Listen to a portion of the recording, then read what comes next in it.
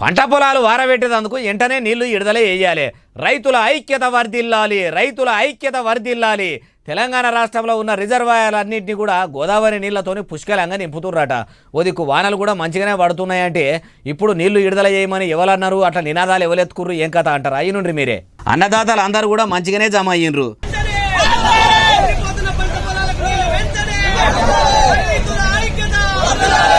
అగో చూసిరా, పొలం పనులు అన్ని కూడా పక్కకు పెట్టి ఏడుకైతే గాడికా ఎగుసం చేయాలంటే నీళ్లు కంపల్సరిగా కావాలి అని ఇట్లా రోడ్డు ఎక్కి లొల్లియేస్తురు.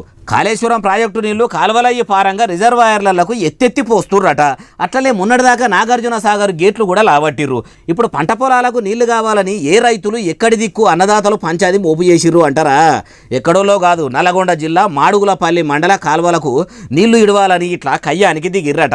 అయ్యా నీళ్ల మంత్రి ఉత్తమ్ కుమార్ సారు, రుణమాఫీ సాంకేతిక లోపంతోనే అయితలేదు, సర్వర్ శాఖ పనిచేస్తలేదని చక్కగానే చెప్తున్నారు. తమరు మంత్రిగిరి ఎలుగా పెడుతున్న నీళ్ల శాఖ అధికారుల లాపర్వతనమేనో ప్రాజెక్టులకు వాటర్ పర్ఫెక్ట్ గా ఇడిచిపెడతలేరో గాని అన్నదాతలు రోడ్లెక్కే కాడికి వస్తున్నది.